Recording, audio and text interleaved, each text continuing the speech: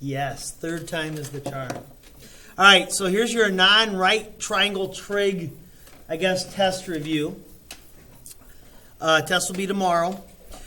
Right off the bat, I want to mention that the law of sines you'll need to have memorized. A is to the sine of A, B is to the sine of B, C is to the sine of C. That's not hard. Law of cosines will be given to you. This is a horrible copy, but it'll be something like that. And if Heron's formula comes up, that will also be given to you. But you do need to know how to use the law of sines from memory. All right. Number one, use the information to solve the triangle. If possible, if two solutions exist, find both of them. I've told you, or I've mentioned several times, when you have an option to find an angle, if there's multiple angles you need to find, the first thing you should always do is find the smallest angle. Now, in this case, it doesn't really matter because you can see that we know two of the three angles, and so this has to be a 63-degree angle. By the way, sometimes it's good just to organize, okay, angle A is going to be 63 degrees. Even though angle B is given, sometimes it's nice just to write it down. And then we have to find some missing stuff. Well, what do I know? Well, the only thing I really know is A is 50. Sorry, move this back out. A is 50. We don't know little b yet. And we do not know little c yet. And so you go through and you set up your proportions. You would say 50 is to the sine of 63, as b is to the sine of 49. You do your cross multiply divide. It turns out to be, I think, side b is 39. And side C, when you do it again, I think it's 53.6, 0.7, somewhere in there. So it's a pretty straightforward law of sine issue. Okay. Number two, once again, use the information to solve the triangle. Well, the nice thing is when you're given two of the three angles, you can find the third one without much trouble, and then it turns into a law of sine problem again. I've kind of ran out of room there. I'm going to slide in. This was the answer, at least when I did this back in the day. And so angle A would be 107 degrees. Side B looks like 4.2, and side C 5.7.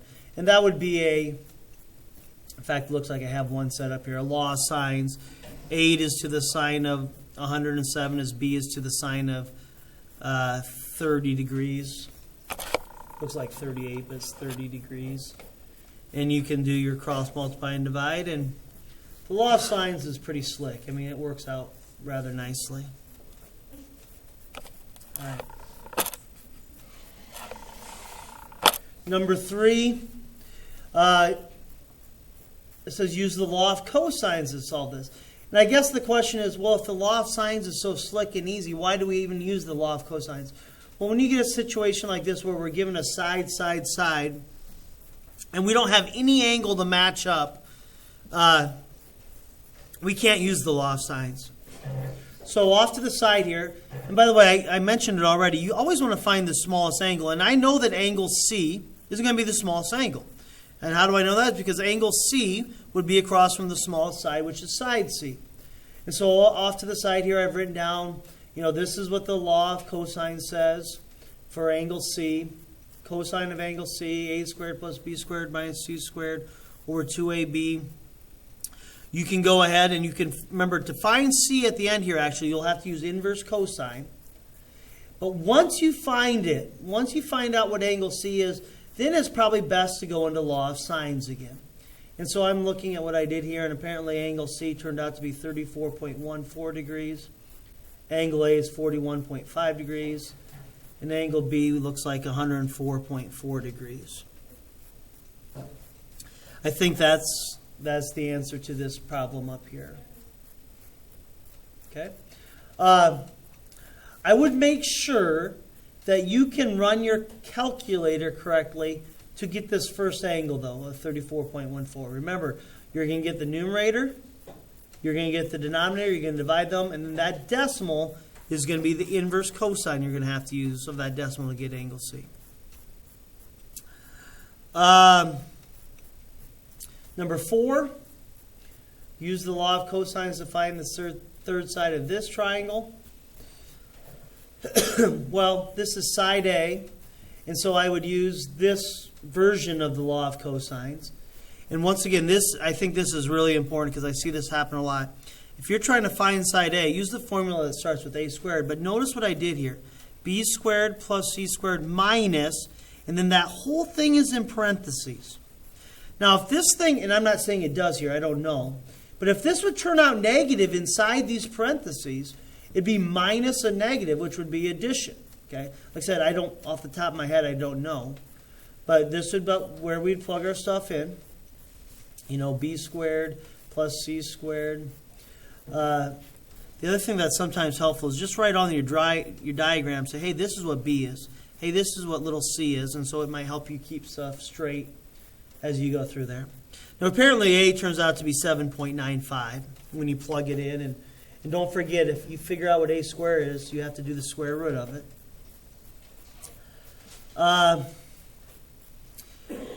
If I had you find the rest of this, once you found side A, then you would go into law of sines. You'd say, oh yeah, 7.95 is to the sine of 58, as, let's see, the next smallest one would be 7 is to the sine of B, and you could use the law of sines. So law of sines and law of cosines was the first part of this chapter, and you're expected to be able to use those.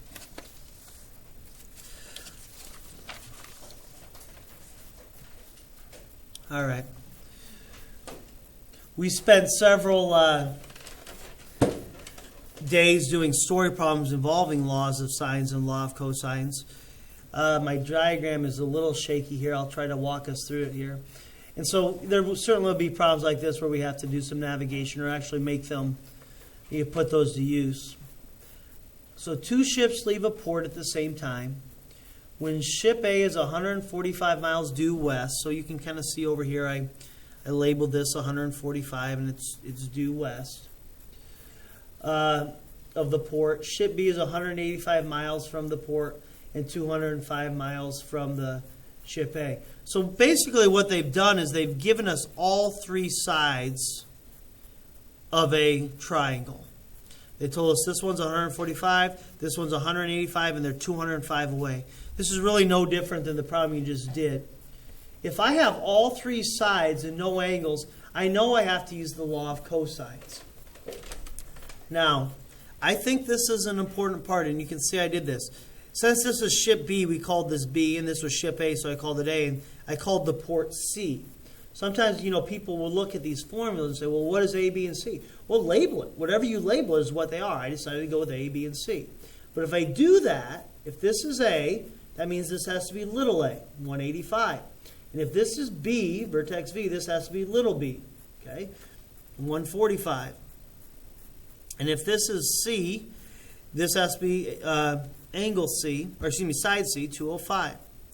Okay, so the first thing I do is I find the smallest angle. I'm going to stress that again. I mean, I could find any of them here, but I'm going to find the smallest one. Okay? And when you do this, the cosine of B equals A squared plus C squared minus B squared. I mean, when you follow that formula, apparently angle B turns out to be 43.3 degrees. Angle B turns out to be 43.3 degrees. Okay? Now, I'm going to try to write that up here. 43.3 degrees. Okay.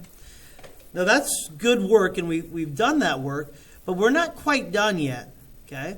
They want to know what B's bearing is. Okay, ship B's bearing, and that's going to be B's bearing from the port. So I really have a couple of options here. I can find. Oh, I can't read my writing here.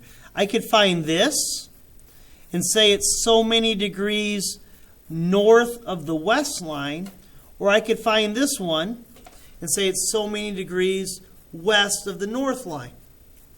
Now, I'm looking over here at what I did.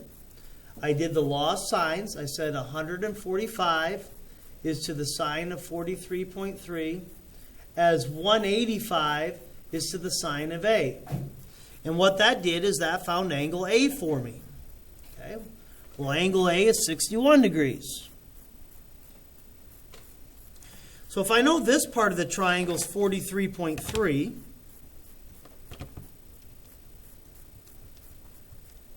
and I know this part of the triangle is 61, that means the remaining angle in here, right here, has to be 75.7. And I try to do that, and it turned out great. And so you can say, one perfectly acceptable answer would have been 75.7 degrees north of the west line. Okay? Now, you say, well, that's A. Actually, A isn't that. I mean, that says 75.7 degrees west of the north line. Now, on your test, it's not going to be multiple choice.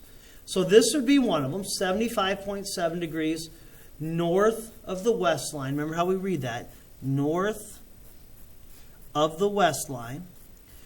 Well, that's not one of my choices. Well, that means this is 14.3, and that would be the correct choice. 14.3 degrees west of the north line. Okay? You're going to want to know those bearings. How do you read those? 75.7 north of the west line would be this way, north of the west line, or 14.3 degrees west of the north line.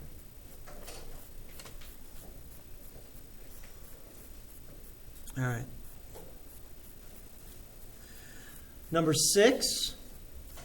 Looks like we have a baseball field problem. It says on a baseball field, the pitcher's mound is 60.5 feet from home plate. That's labeled here.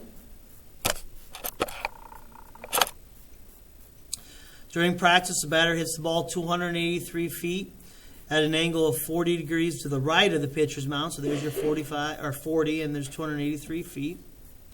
Okay. An outfield catches the ball and throws it to the pitcher. How far does the outfielder throw the ball? So that's your question. I guess I didn't show my work here. Apparently the answer is A, 239.8 feet. I labeled, and you'll notice this, I just labeled this A, B, and C. So I must have used the law of cosines, maybe to find angle A first. I guess I'm not sure what I have here. Did anyone in class do this problem? Want to give me which way you did it? No? Going once? Going twice? Okay. I know we have to use law of cosine simply because we don't have a side with a corresponding angle. So if I had to choose here, I would be interested in finding this throw, which would be C, little c. If this is what I'm calling angle C, that would be little c. So the formula is C squared equals A squared plus B squared minus 2AB times the cosine of angle C. Now my question is, do I have enough information to do this? I think I do. So C squared equals A squared is 60.5 squared plus B squared, and B squared is 283 squared minus 2, remember I put parentheses around this, 2 times 60.5 times 283, running out of room here, times the cosine of 40. Okay. I'm not going to write all those numbers down, but remember, get these answers, get those answers, subtract them. You'd have to square root it. I'm assuming that it comes out to be 239.8 feet since that's what I have circled there. Okay. All right, another thing we did in this chapter, which was probably a little different, is we've always found triangles, or excuse me, the area of triangles by saying, well, base times height divided by 2, or 1/2 base times height. And that certainly works, but when you're giving all three sides of a triangle, there's a formula called Heron's formula, which is really rather slick. And like I said, you won't have to memorize it. But what it says is if you take all three sides, 23.1, oh, this is kind of, well, anyway, 23.1, 23.1, and 4.1, and you add all three of those sides up. Okay, so I'm going to do that quick. 23.1 plus 23.1 plus 4.1. I probably could have done that in my head. You get 50.3. And you take that 50.3.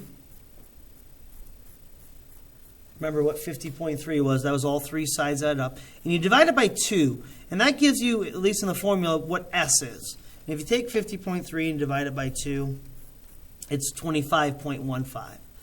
And then what Heron's formula says, oh, I've got it right down here. You add up all three sides, you divide it by 2, okay, and that gives you what S is. And like I just said, I believe it's 25.15. You then would take 25.15 times 25.15 minus side A, and 25.15 times, or minus side B, times 25.15 minus side C, and you square root that, and that ends up giving you the area of a triangle without using the height, and just using the sides. According to what I have circled here, apparently I have 47.2 circled. All right. Now, I'm going to take a second on number 8 here. Number 8, or the equivalent on the test, is missed a lot.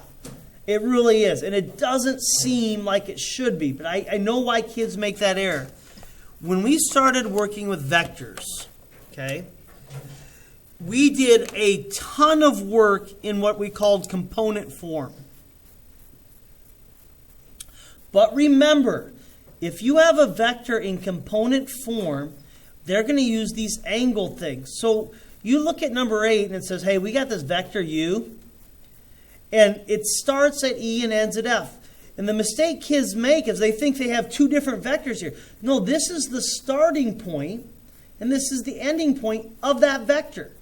Okay, and how do you know it's not a vector? Well, first of all, it's not capitalized, but can you see it's not angle brackets? It is actually just parentheses. These are points. This is the, I'm going to write this. This is the starting point. This is the ending point. Okay? And so, when you draw that, I'm going to zoom out a little bit again now. If it starts at -5, -4, that's where it's starting, right there. And if it ends at 8, 5, I'm right here. Now the question is, well, what is its component form? Well, if I start here and I go from -5 over to 8, that means it has a horizontal component of 13. Okay? And if it goes from -4 up to +5, it has a horizontal component of 9. Now you got to be careful. They aren't asking you to find the component form, but once you know the component form, it's easy to find the magnitude, which is just the Pythagorean theorem. Leg squared plus leg squared. Apparently it turns out to be about 15.81. Don't miss that tomorrow because you think those are two separate vectors. This is just the starting point because of the parentheses and the ending point because of the parentheses. All right.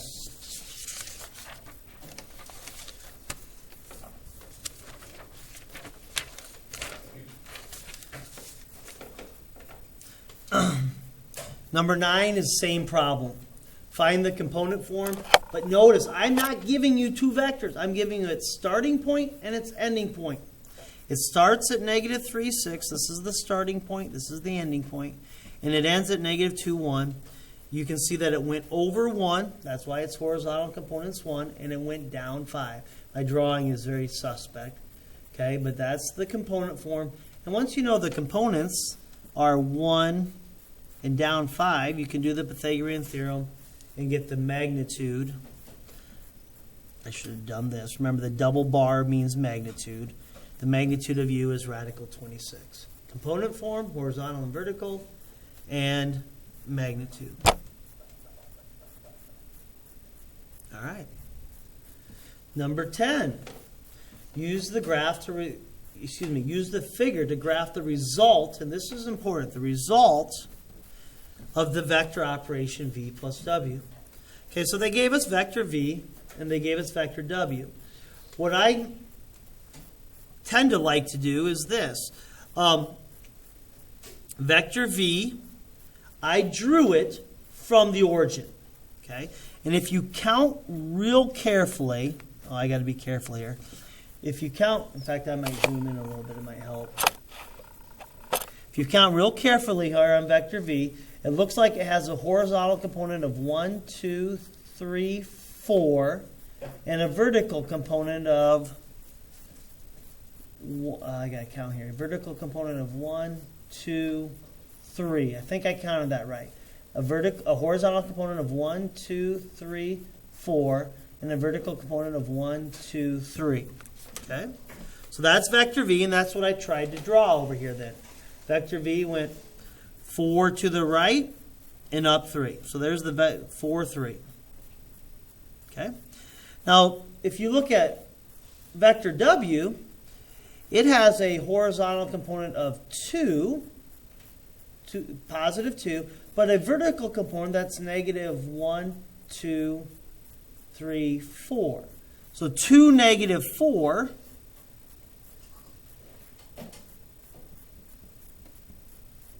Two negative 4 is the component form of w. So when here is my first one, over 4, up 3, and then onto that I went over 2 and down 4. And this is where it ends up. When I add v, I have v and I add w, I end up down here. Now here's the thing you have to be careful about. That's great, but this is actually the resultant. This is actually v plus w. And if you look at what it is, it's over 6 and down 1. 6, negative 1. You say, well, how would you know that? Well, if you just added these, 4 plus 2 is 6. Add the vertical or the horizontal components and the vertical components, you would get that. But when they say draw, this is what they mean. Here's vector v. You drew it. You added vector w on the end of it. Where's the result? That's the result.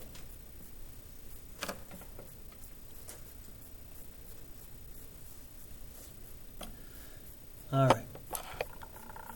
Number 11. They gave us what vector u was, and then they say triple its component, so we do it. They gave us what vector v is, and they say double its component, so we do it. And then they want us to add them.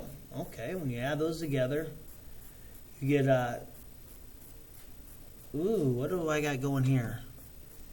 Oh, it's right over here. I'm sorry, I'm looking at the wrong one. When you add those together, okay, I got to be careful here. I don't want this to confuse you. Do you understand that this is not? That would help maybe. So 3 of the u's would be 6, negative 24.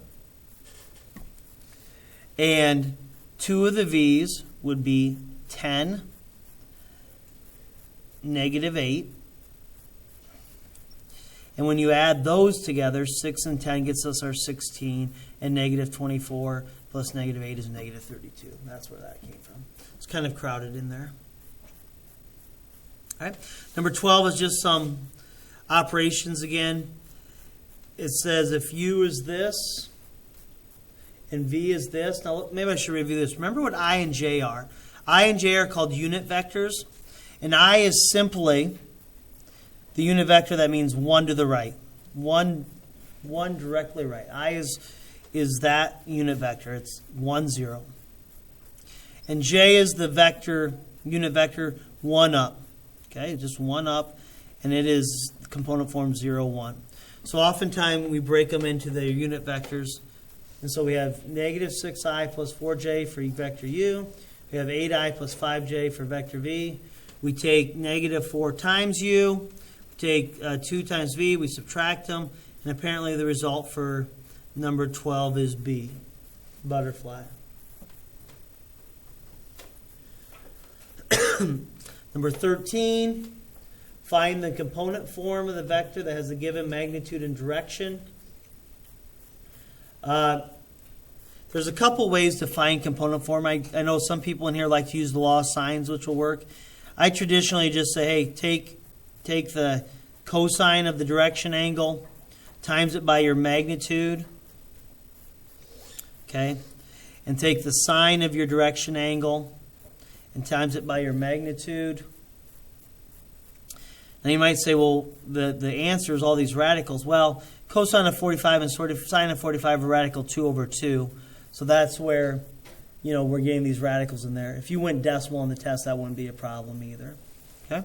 But yes, you need to be able to take something, they give you a magnitude and an angle and change it into component form.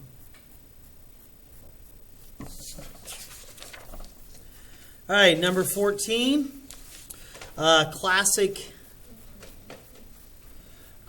problem for vectors. It says, hey, you've got a couple of forces acting on a box here, it says. The key is this. Take what they give you, and get them into component forms, and then add them up. You'll notice I circled this. When you have this, oftentimes there's a negative one. For example, here, when you take the cosine of 16 and take it times 90, you get this number. And when you take the sine of 16 and take it times 90, you get this number. That's how we get our component forms. And when you do the cosine of 25 and you take it times 62, you get this number. And when you take the sine of 25 and take it times 62, you get this number, but you have to make it negative. Well, why? Because the vertical component of this force is negative. Okay? So make sure you can get your component form. And once you have your component form, you simply add them up. Okay? And then what happens is, okay, we find that the result, and this makes sense to me, it should kind of make sense, has a huge horizontal component because everything's pretty much being pulled that way, but it doesn't have much of a vertical. And so basically what it means is it's going a little bit below, the x-axis. What do you do then? Well, you have to find the magnitude. And what I like to do, and I didn't do it here, but maybe I will do it, is if this is my result of adding those, I'm going to go to a different piece of paper. If I have a result of 142.7 for my horizontal component and a little negative 1.4 for my vertical, I'm going to draw that. So let's see here. So 142.7, big horizontal component, and a little tiny 1.4 for my vertical component. Now what does that mean? Well, that means, this is going to miss, but you get the idea. Okay, that means my angle here isn't going to be very big. When I do my inverse tangent, remember tangent, inverse of opposite over adjacent. Notice I'm using positive numbers here. I'm not going to get a very big angle. And in fact, I think it's only like 0.59 degrees. It's not very big at all. Now, I would say, okay, it's either negative 0.59, or better yet, if they ask for a direction angle and we come all the way around, it's going to be like 300 and... It's not quite 360. It'd be like 359 point... What would that be? 0.41 or something like that? 0.4 what? 0.44 degrees. Okay. Depending on how you round it at. So it's a real small angle. And here's the other thing. The magnitude is almost going to be the same as my horizontal component. I mean, there isn't going to be much difference between the magnitude between that result and the horizontal. In fact, depending on how many decimals you go to, I'm going to write 142.71 just so that you can see the magnitude's a little different. But it's really close to the horizontal component. All right. We're keep moving here. Number 15 was like our piano problem, or the problem we did with the scale. The key here is a good picture. If we have a 15-degree hill, we have a 90 here, we can find this angle up here pretty simply. So if I had 15 and 90, That adds up to 105, so that means this would be a 75-degree angle up here. Okay. Now remember, this thing weighs a certain amount. I don't know what it is, apparently right here. But that's gravity's pulling it straight down. Now we do know this component on this problem. This is a little different than the one we did with the thing. We know that it says 751 pounds is needed to keep that car, or actually to push it, so maybe we're actually going a little more than we need. Okay, there. The question is, what's the weight of the car? Ignore friction. Okay, remember this right here. This is the side we're after. That's the weight. If I had found this side, that's what it would weigh on the scale on an incline, but we want to know the true weight. And so what we can do is we can say, okay, this is 75-degree angle. This is a 15-degree angle. This is a 90-degree angle. And we can set up our law of sines. So I'm going to say something like this. 751, sorry, I got to get to where you see it, is to the sine, it's a simple law of sines, is to the sine of 15 degrees. As, now we want this side, and that's the side across from 90, as question mark is across from the sine of 90. Okay, I want to know that. That's the true weight. Gravity pulls the true weight straight down. And then you can do your law of sines, and apparently it must come out to be, I've got this circle, 2,902 pounds. 751, this side of the triangle is to the sine of 15, as question mark is to the sine of 90. Remember, this is the force to keep it from coming down the ramp or to push it up the ramp. This is the true weight of the vehicle. This would be if it was on a scale on an incline. All right, number 16, little dot product problem, just making sure that you can take the horizontal times the horizontal, which is 0, the vertical times the vertical, which is negative 25, and add them up. So 16 is A. 17, dot product here turns out to apparently be 0. Now here's the deal. We've learned about it. If you have a dot product that is 0, what can you say about those two things? They're orthogonal. Okay, they would be perpendicular to each other. Okay. 18 looks like a fun problem since I have every single answer scribbled out. I don't know what's going on there. Anyone mess with that one or not? Well, maybe that's why are none of these the answer?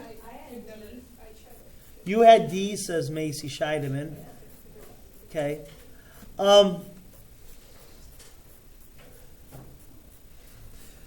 Well, to find the, we can do this. To find the angle between two vectors, we use this formula.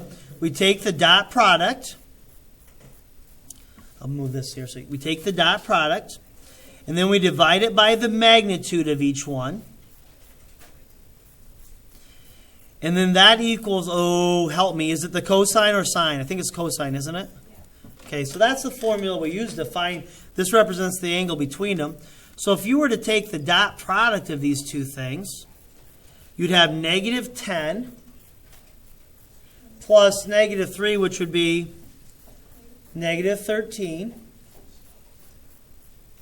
I might need your help with the calculator here, kiddos. The magnitude of this one would be the square root of 34. The magnitude of the other one would be the square root of 5.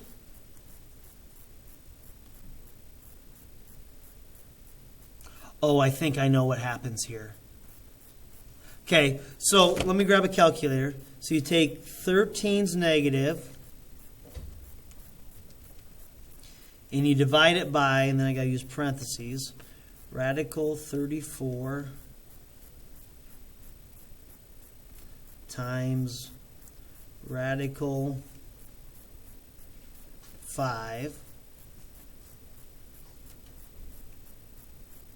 And that gives me negative, it says cosine of theta equals negative 0.99705. And you inverse cosine that.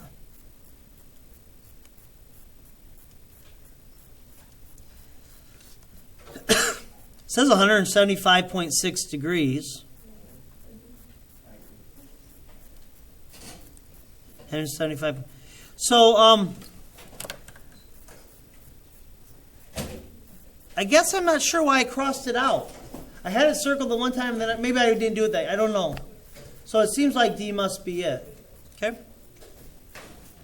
You did not have to do 19. Hey, I do know this. What two parts does every vector have? And don't say vertical and horizontal.